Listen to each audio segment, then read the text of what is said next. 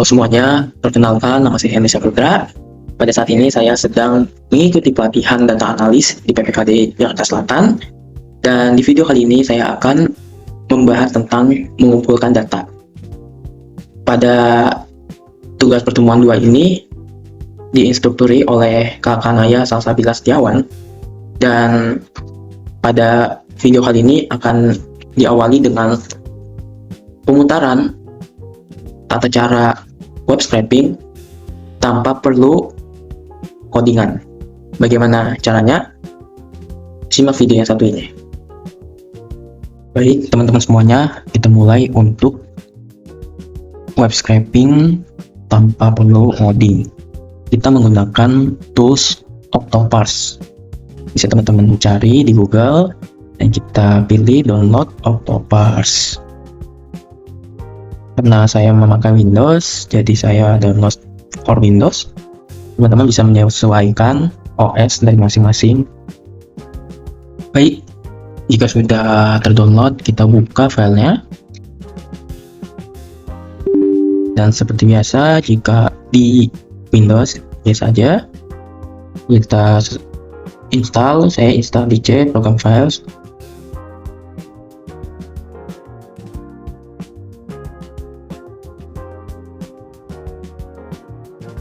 Langsung kita finish.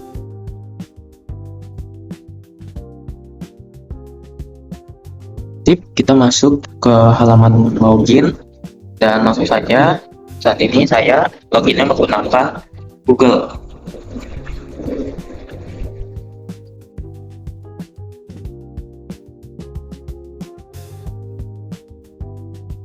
Oke teman-teman, jika sudah login, maka tampilan awal dari Octoparse-nya itu seperti ini. Oke teman-teman, kita masuk ke projectnya, yaitu kita bikin di hover, ditarik ke new, lalu custom text, lalu kita masukkan URL dari web yang ingin kita scraping. Dan saat ini saya memakai URL olx.co.id kaitan dengan jual beli rumah di DKI Jakarta. Langsung saja diklik save, dan ini sedang proses detecting web page. Dan setelah selesai, bisa kita lihat teman-teman di sini sebenarnya datanya sudah ada ya, data reviewnya yang kita dapatkan kurang lebih seperti ini. Dan mungkin kalau teman-teman hanya ingin men-scraping dalam satu halaman ini, bisa langsung di cancel dan run untuk mengaksesnya. Namun pada saat ini saya ingin melakukan scrapingnya itu dengan data yang lebih banyak dan interaktif gitu. Jadi dengan muat lainnya, terus kita dapat data yang lebih banyak. Dan caranya gimana? Kita create workflow.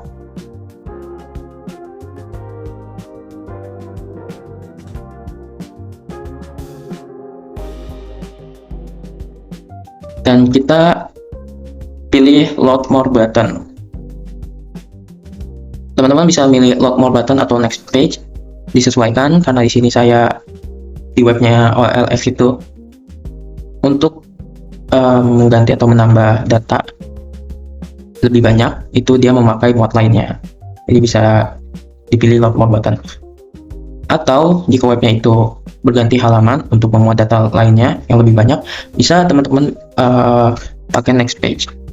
Oke, lanjut klik di ini terlebih dahulu, di button expand-nya, dan lalu di hover atau kita klik di tombol muat lainnya. Sip. Lalu kita confirm. Dan sini jika teman-teman lihat, dia sudah nambah workflow-nya, jadi ada klik untuk muat lainnya atau menambah datanya.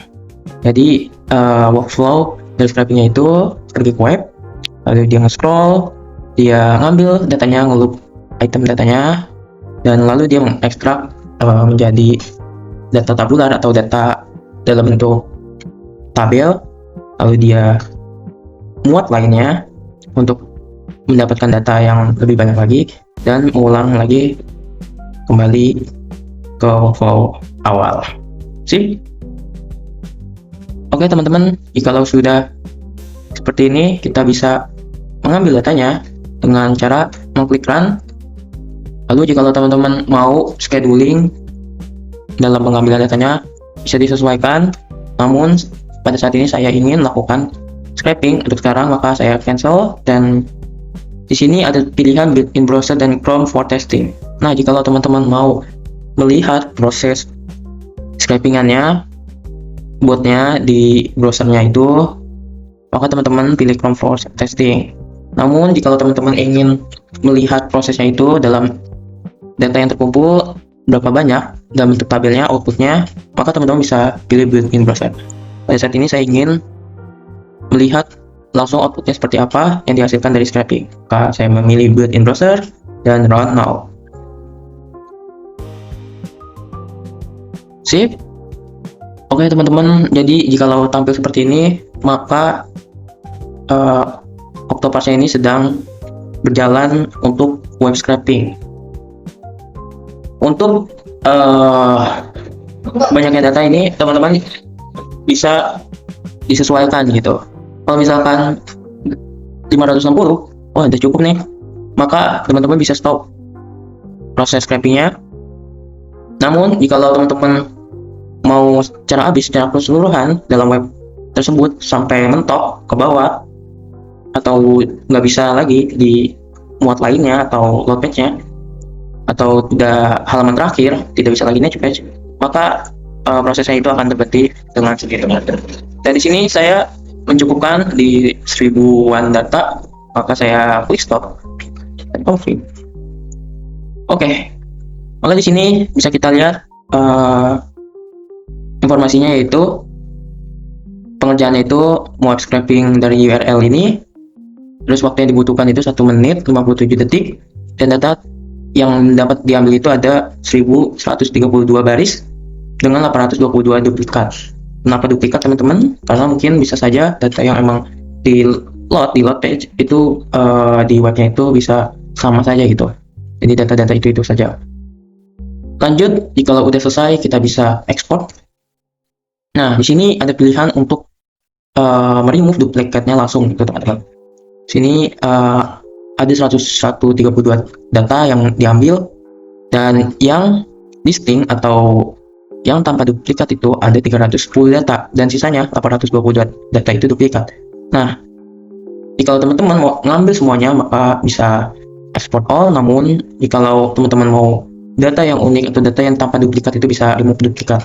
Saran saya, teman-teman bisa memilih remove duplikat, karena data yang duplikat itu sudah otomatis data yang tidak valid gitu teman-teman, karena rekordannya sama persis, dan itu data-data duplikat itu tidak bisa dianalisis sama sekali, maka kita remove duplikat. Lanjut, di sini ada pilihan buat mengekspornya, Excel, CSV, Google Sheet, dan bisa di Google Drive. Dan pada saat ini saya memilih untuk mengekspor atau menyimpan datanya itu di dalam bentuk file Excel. Kita confirm.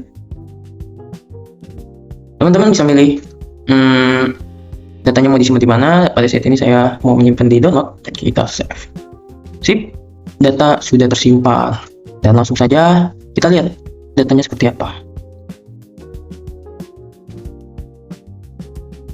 Oke teman-teman, jadi datanya sudah tersimpan dalam bentuk Excel, sangat menguntungkan, dan datanya ini sangat itu ya teman-teman, sudah bisa terbaca. Sini data yang terambil itu ada title atau judul dari postingan yang ngejual rumahnya, terus ada URL image-nya, ada URL postingannya, dan ini yang penting. Ini di sini ada file harga dari rumahnya, terus ada informasi dari rumah tersebut, 6 KT itu kamar tidur, 5 km itu kamar mandi, dan 1078 meter persegi itu luas bangunannya. Dan di sini ada info lokasinya dan postingannya. Jadi perlu diingat lagi teman-teman, biasanya data scrapingan itu kebanyakan kotor gitu teman-teman. Ada missing values, ada kolom-kolom yang tidak dipakai seperti image, dan file yang tidak dipakai dalam analisis, ada kolom yang memuat beberapa data seperti ini, satu kolom memuat 3 data, terus tipe datanya masih belum konsisten, dan lain sebagainya. Maka teman-teman, dalam langkah selanjutnya setelah pengumpulan data ini menggunakan metode web scraping, teman-teman bisa lanjut ke pre-processing data atau cleaning data. Oke teman-teman, setelah kita melakukan pengambilan data dengan metode web scraping, maka kita mulai menganalisis atau melihat-lihat data yang telah kita ambil itu seperti apa. Yang pertama dan paling utama teman-teman, kita harus mengetahui dulu tujuan dan data yang dibutuhkan tuh. Jadi pada studi kasus ini saya memiliki tujuan untuk melakukan prediksi harga rumah berdasarkan data real teman-teman. Maka saya melakukan web scraping, dan adapun data-data yang saya ambil itu ada harga rumah yang akan kita prediksi, dan fitur-fiturnya itu ada lokasi, luas bangunan, jumlah kamar tidur, jumlah kamar mandi, dan lain-lainnya. Lebih banyak fitur yang tersedia, maka lebih luas lagi kita bahan-bahannya untuk memprediksi harga rumah. Selanjutnya, tools yang kita gunakan. Jadi pada umumnya ada 2 cara dalam web scraping, yaitu dengan codingan dan tanpa codingan. Jika teman-teman melakukan web scraping dengan codingan, maka umumnya itu menggunakan bahasa pemrograman Python, dan teman-teman menulis coding satu demi satu untuk nge-scraping, dan itu minusnya itu yang pertama membutuhkan waktu yang lumayan lama dan memerlukan pemahaman dalam pemrograman khususnya di bahasa Python. Namun ada cara yang lebih mudah dan simple untuk melakukan web scraping ini, yaitu tanpa codingan. Nah, dalam metode tanpa codingan ini saya menggunakan aplikasi yang bernama Octoparse. Apa itu Octoparse dan kenapa memilih Octoparse? Jadi Octoparse itu merupakan tools web scraping berbasis desktop tanpa perlu kita ngoding. Tools ini sangat mudah digunakan dan cepat dalam mengambil data real di web. Namun kekurangannya itu tidak cocok digunakan pada web yang kompleks, tidak bisa melewati deteksi bot, dan terbatas pada versi free-nya. Selanjutnya, apa saja data yang tadi saya ambil dengan metode web scraping? Nah, data yang saya ambil itu berkaitan dengan jual beli rumah, yang dimana saya melakukannya itu pada 14 Juli 2026, dan saya mendapatkan 874 baris dan 7 kolom. Saya mengambil datanya itu dari olx.co.id berkaitan jual rumah di Jakarta. Selanjutnya kita lihat integritas data dari hasil scrapingannya bagaimana. Nah, tentu saja teman-teman, data scrapingan itu sangat amat buruk. Kenapa? Karena belum dilakukannya pemrosesan data, cleaning data, penyesuaian data, dan lain sebagainya. Jadi kita lihat teman-teman, ada beberapa hal yang mungkin sederhana yang dapat kita lakukan. Yaitu yang pertama, tadi kita dapat kolom data itu title. Nah, kolom data title itu sebenarnya berisikan judul dari postingan penjualan rumah tersebut, dan mungkin kita bisa ubah namanya menjadi kolom judul karena kita samakan aja dalam bahasa Indonesia. Selanjutnya ada kolom image. Kolom image di sini teman-teman, saya tidak memerlukannya karena untuk melakukan prediksi data, machine learning tidak dapat atau tidak ada bobotnya gitu gambar yang diupload pada penjualan rumah. Jadi tidak bisa dipakai dalam studi kasus ini. Selanjutnya ada field, saya hapus juga karena data tersebut berisikan hanya URL dari postingan penjualan rumah tersebut. Maka data tersebut tidak kita perlukan atau tidak saya perlukan untuk melakukan prediksi. Selanjutnya ada kolom 2KS63. Nah, apa itu kolom KS63? Jadi kolom tersebut berisikan harga jual rumahnya teman-teman. Maka kita ganti nama kolom tersebut menjadi harga jual, dan data sebelumnya itu tipenya masih objek teman-teman. Jadi bentukannya itu Rp 800 juta seperti ini. Nah, mungkin teman-teman bisa sesuaikan, atau nanti saya sesuaikan. Yang pertama tipe datanya, dan yang kedua mungkin tidak perlu memakai Rp teman-teman. Jadi 800 juta aja. Selanjutnya ada kolom YBBHY. Nah, kolom apa lagi tuh? Jadi kolom tersebut berisikan data tentang jumlah kamar tidur, jumlah kamar mandi, dan luas bangunannya. Satu KT itu kamar tidur, KM itu kamar mandi, dan milik M2 itu satuan dari luas bangunan meter persegi. Nah, dari kolom YBBHY ini terdapat 3 data sekaligus, maka bisa kita pecah data tersebut menjadi 3 kolom, yaitu kamar tidur, kamar mandi, dan luas bangunan.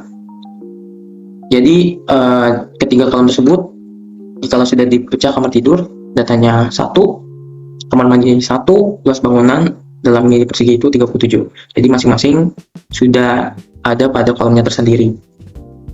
Selanjutnya ada kolom 2VQU4. Nah, kolom apa lagi tuh? Jadi dalam kolom tersebut berisikan data lokasi, atau lebih tepatnya kecamatan dan kota dari jual rumah tersebut. Nah, di sini data kolom 2VQU4 ini bisa kita pecah menjadi 2 kolom teman-teman, yaitu kolom kecamatan dan kolom kota. Masing-masing datanya Cakung, Jakarta Timur di masing-masing kolomnya. Dan selanjutnya ada kolom 2GCGX. Nah, kolom ini berisikan data tanggal postingannya. Di sini kita bisa hapus karena kita tidak membutuhkannya dalam tujuan kita, yaitu memprediksi harga rumah. Nah, selanjutnya kita melakukan evaluasi datanya. Nah, dari proses scraping tersebut dan proses kita melihat data hasil dari scrapingannya, ada beberapa hambatan yang terjadi teman-teman, yaitu saya tidak bisa mengumpulkan datanya dan postingan penjualan. Jadi data tersebut saya hanya dapat selintas saja dengan tidak dapat detailnya gitu. Padahal kalau kita klik datanya gitu, ada beberapa data-detail yang membuat informasi lebih banyak. Yang kedua, data yang diambil tercampur dengan properti lain seperti gudang dan apartemen. Nah, ini mungkin dari webnya teman-teman, dari hal segi keywordnya, search dalam web tersebut dan filteringnya, itu data-data rumah itu tercampur dengan apartemen, dengan gudang, dan bukan jual rumah, sewa rumah, dan segala macamnya. Karena di sini saya memakai keyword hanya jual rumah di Jakarta. Jadi selanjutnya itu hambatannya itu yang ketiga, jumlah data masih kurang jika ingin dibuat prediksi. Nah, bisa kita lihat teman-teman, 873 data mungkin masih kurang ya teman-teman untuk membuat prediksi yang sangat ampuh gitu. Dan di sini juga kita lihat teman-teman, bahwasanya terdapat missing values juga pada kolom fitur tadi YBBHY, dan kolom image, mungkin kolom image tidak apa-apa karena kita drop dari kolomnya. Yang bermasalah yaitu pada kolom fitur, karena kolom fitur tersebut menjadi bahan kita untuk membuat prediksi harga rumah. Dan yang terakhir, rekomendasi perbaikannya.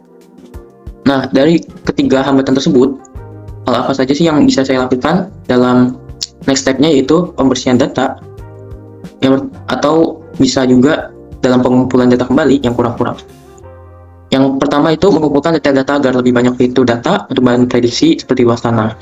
Nah, teman-teman bisa melakukan pengumpulan data kembali jika memang data yang kita dapatkan itu masih belum cukup, atau masih banyak hal-hal lainnya yang diperlukan, fitur-fitur lainnya diperlukan, atau dalam segi jumlah rows-nya, jumlah rekaman datanya itu perlu banyak gitu. Jadi teman-teman bisa melakukan scraping lagi kembali. Yang kedua ada melakukan filter di webnya atau dalam proses pembersihan data. Jadi yang tadi saya bilang teman-teman, data jual rumah tersebut tercampur dengan apartemen, dicampur dengan gudang, kos-kosan, terus penyewaan rumah. Jadi tidak hanya pure jual rumah. Jadi teman-teman bisa melakukan pembersihan data dalam hal memfilter yang hanya penjualan rumah saja untuk kebutuhan pemprediksian kita, yaitu harga rumah. Dan yang terakhir, ada proses pengumpulan data harus lebih banyak lagi agar bisa membuat prediksi yang lebih akurat. Dan tadi saya bilang, berarti bisa teman-teman balik lagi untuk men-scraping data agar data yang teman-teman dapatkan bisa lebih banyak. Oke, itu saja yang dapat saya sampaikan dalam tugas pertemuan 2 di video ini. Terima kasih atas perhatiannya dan sampai jumpa kembali.